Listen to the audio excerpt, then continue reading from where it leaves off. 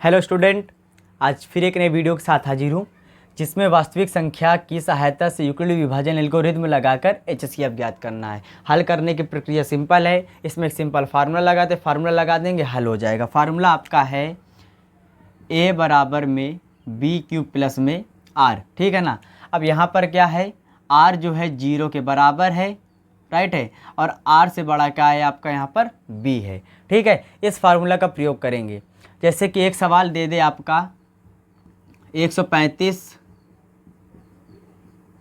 और 225। इसे जब हल करने की बात करता तो हल कैसे करते हैं, इसमें भाग लगाना है, राइट।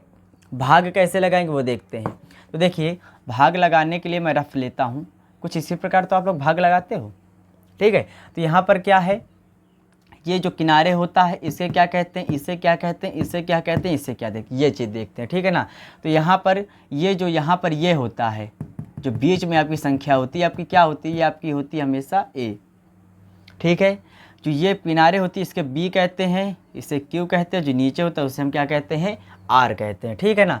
कहने का मतलब ये आपका क्या, भाज्य, ये भाजक, ये भागफल और ये शेषफल। तो देखिए, इसमें आपको भाग लगाना। ध्यान दीजिए, भाग कैसे लगाएंगे। जो संख्या बड़ी होती है वो बीच में लिखी जाती है, जो संख्या छोटी उसे किनारे लिखेंगे। तो भाग लगाने की ट्रिक, तो मैं भाग लगाता हूँ।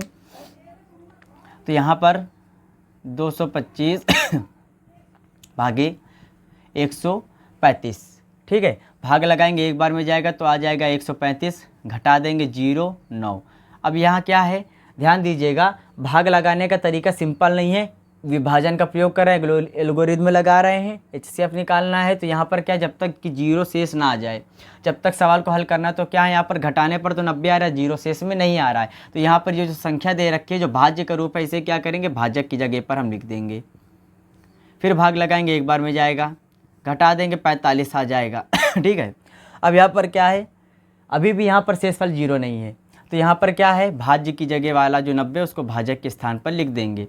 फिर क्या करेंगे, भाग लगाएंगे, दो बार में आपका क्या हो जाएगा, सिंपल तरीके से कट जाएगा और 0 आपका क्या आया, शेष आया। अब जहाँ जब आपका 0 शेष आ जाता है तो वहाँ पर क्या होता है, आपको सवाल को छोड़ देना होता है, ठीक है। अब यहीं पर से आपका सवाल समाप्त होता है। ये तो रफ्कार था। अब ये सवाल हल करने की ट्रिक क्या है, ये फार्मूले की सहायता से देखते हैं। तो यहाँ पर क्या फार्मूला क्या है, a बराबर में बी क्यूब प्लस में आर। अब इसे हल करने का तरीका क्या है, देखिएगा। हल करने का तो यहाँ पर मैंने बताया, ए क्या है आपका, बीच वाला है, बी क्या है, किनारे वाला, क्यों क्या है, इधर का है, और शेष क्या है, इधर का। तो देखिए, ए बराबर यहाँ दे रखा पहले 225, तो 225 बराबर बी कितना, 135 गुणे क्यू कितना है आपका 1 प्लस आर कितना है आपका 90। ध्यान दीजिएगा, जब तक इस स्टेप को इसी तरह जब तक लिखना, जब तक कि आर बराबर 0 ना आ जाए। तो यहाँ पर आर बराबर क्या है, R does not equal 0, R बराबर 0 नहीं है।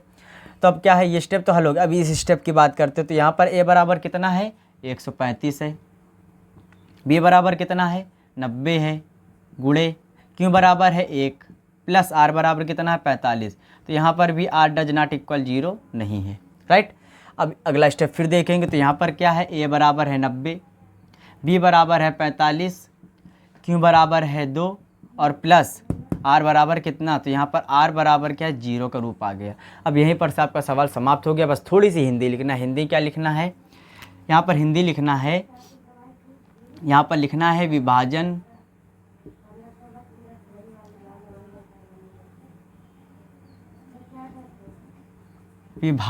के रूप में HCF बराबर। अब HCF यहाँ क्या हो, ध्यान दीजिएगा, HCF शेष नहीं होता।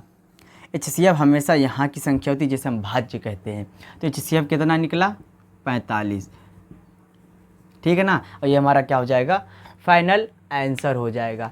इस तरह के सवाल, ठीक है ना, किसी भी तरह के इस तरह के अगर सवाल दे दे आपसे और आपसे कह दे एल्गोरिथम लगाना है, HCF ज्ञात करना है, तो पहले इस तरह भाग विधि लगा देना है। इस फार्मूले का प्रयोग कर देंगे, आपका सवाल सिंपल तरीके से हल हो जाएगा। सवाल में कुछ था नहीं।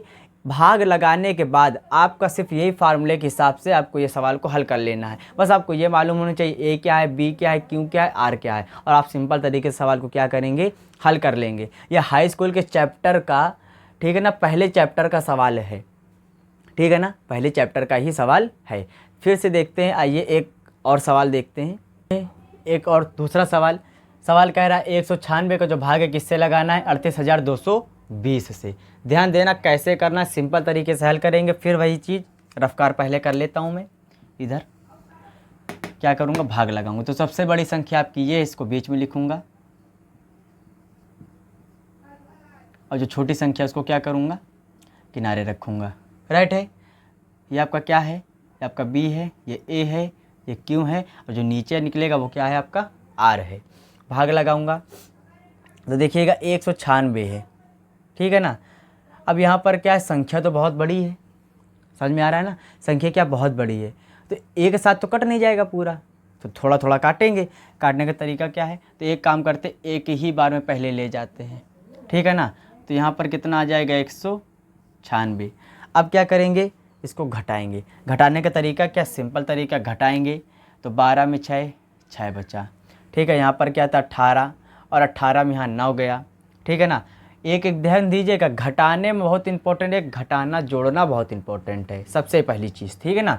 तो यहाँ पर क्या है, 12 में 6 गया, 6 बचा। अब यहाँ पर क्या बचा, इसने एक इसको कैरी दी थी, यहाँ पर 7 हो गया था। अब ये एक इसको कैरी दे देगा तो हो जाएगा 17, और जब 17 में 9 जाएगा, ठीक है ना, तो बचेगा कितना आपका 8, ठीक है ना।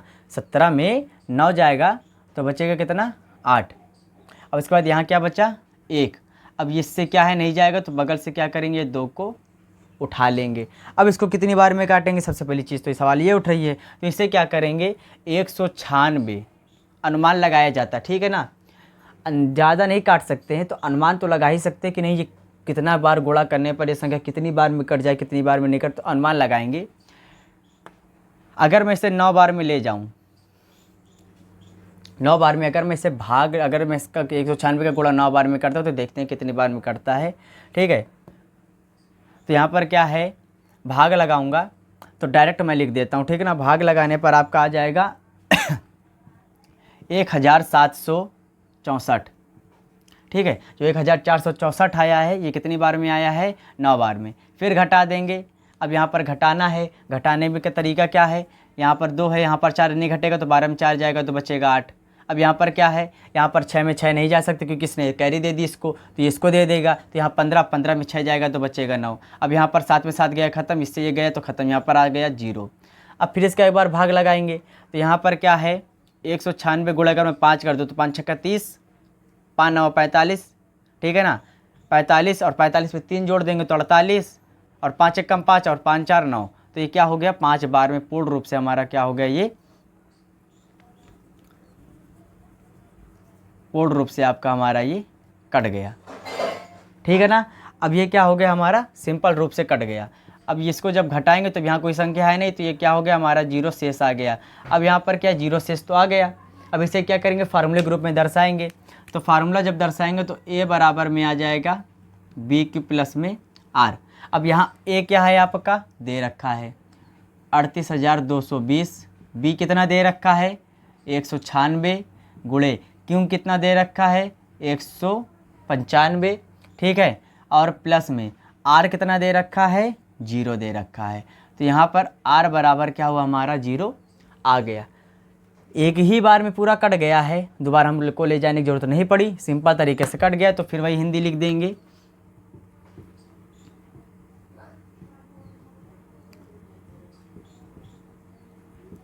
विभाजन रूप में HCF बराबर कितना हो जाएगा, HCF क्या है आपका, यही रहेगा 196, और ये हमारा क्या हो जाएगा, फाइनल आंसर हो जाएगा, ठीक है।